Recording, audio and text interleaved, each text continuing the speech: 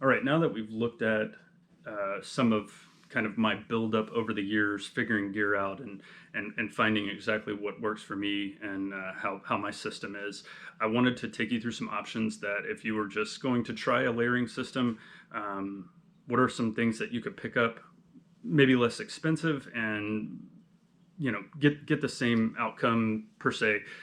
So I'm gonna just start at the bottom again. So there's tons of wool socks out there. If you aren't hiking a lot of miles all the time, getting out on trail and wanting a sock that has a lifetime warranty or something like that, like a Darn Tough, you can pick up this lightweight. This is I think I picked these up in a 6-pack from Costco, but it's a merino wool sock, lightweight. It has a little bit of extra cushion in the toe and the heel, a little more fitted through the arch. So I mean, it's got some good features that will lend it to hiking and working really well. I think they even market it as a hiking sock. So I mean, this is laughable, but when I first started hiking, I could not figure out how to get my feet to be warm. And my grandfather gave me these hunting socks that he would wear. And if you haven't done any research as to how to keep your feet warm at night, there is a lot to be said for the amount of circulation that your feet have throughout the night, and you don't want anything that's going to be tight fitting around your calf or your ankle or around your foot even. You want everything to be loose and just kind of baggy hanging on you so that it's not cutting down any circulation that you get through. The winter nights are much longer, so I got a lot longer to try and stay warm. So I love these things. I wore them for years. There's absolutely no elasticity left in the top, and it's just a big funky wool sock. And I've walked through Goodwills and thrift stores, things like that, and seen these exact socks on the shelf for a quarter. And it's something that you can pick up and a complete game changer at night. Yeah, it's incredible.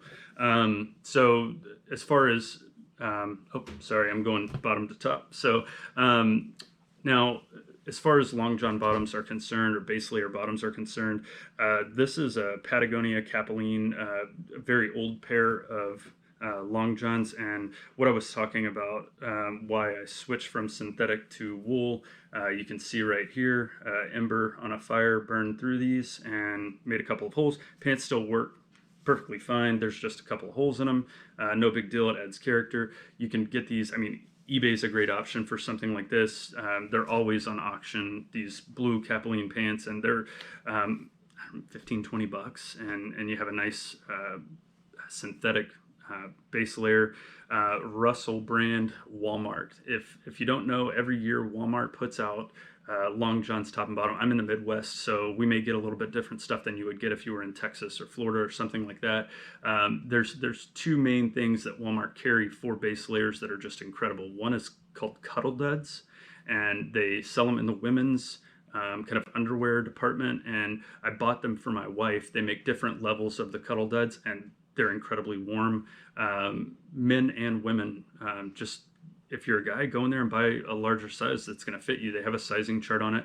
Cuddle Duds are so warm.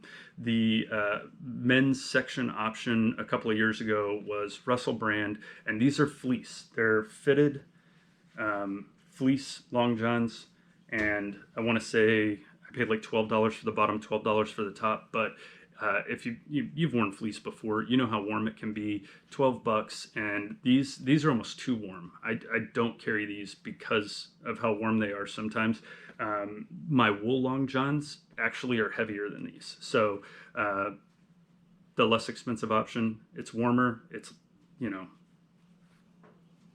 a great option in a lot of cases. Now, Walmart does change those. Right now, they have out a grid style fleece, just like my R1, where it has on the inside, it's got a grid of the fleece and there's little channels to trap body heat. So I'm thinking about picking up a set of those just to try them and find out, hey, how much warmer are they? How good are they?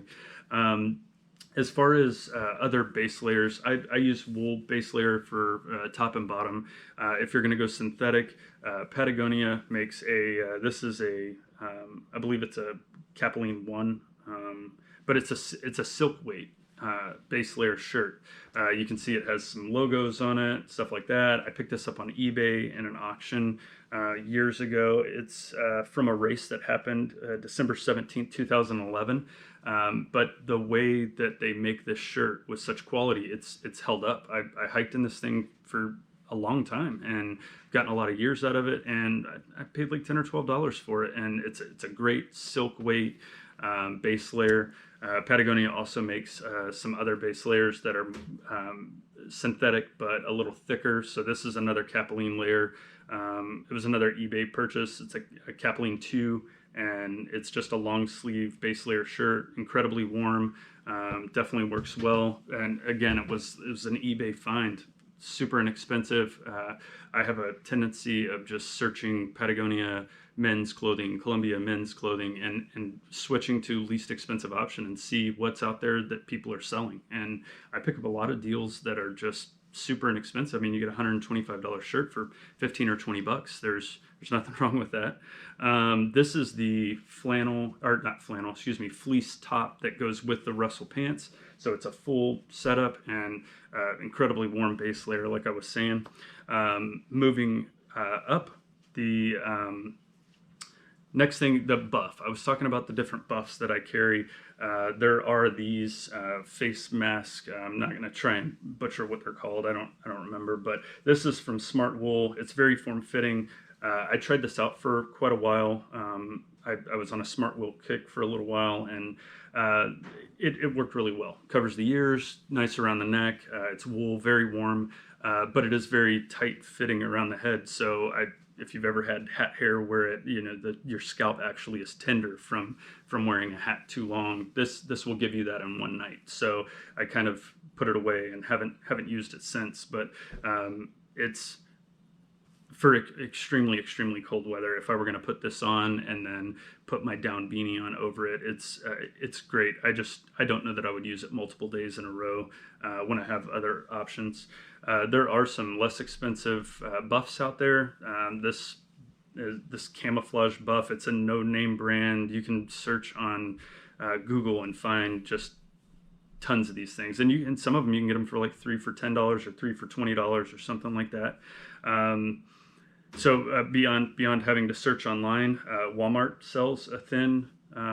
It's in the hunting section, but it's mossy oak breakup, so you'll disappear if you put it on. But it's got that extra insulation that something like this at $60 would have for $5 or $6. And then they also make a fleece version of this, and this thing is awesome. It's like a fleece beanie, but it covers your throat and back of your neck area as well, trapping in all the warmth from your arteries there.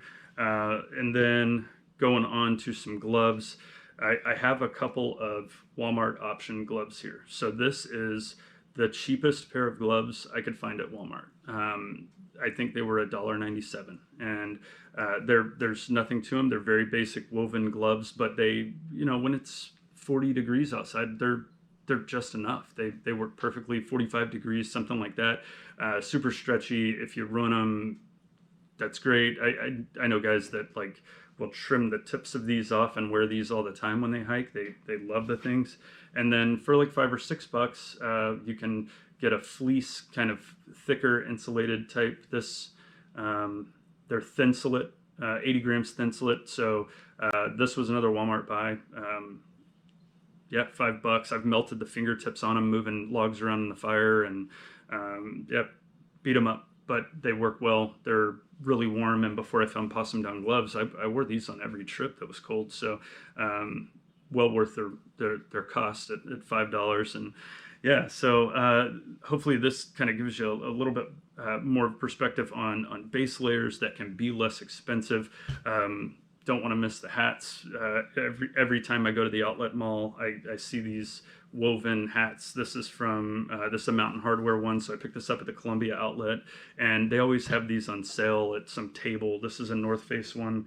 This one's actually pretty cool. It's got like a fleece liner to it, but woven type beanies, they're going to allow air to blow in, and some of that's good for moisture wicking off any kind of sweat that's building up on the top of your head. But if you find these on the rack when you're walking out of the outlet store for a few bucks, less than, maybe $10 or something, and definitely worth it. Good options. So next, I'd like to take you into some more inexpensive or some other options, maybe not as inexpensive for mid-layer tops, and then some puffies. So just some differences in some puffies that are out there and what they can do for you, and what they have available. So let me get this stuff off the table and I'll be right back.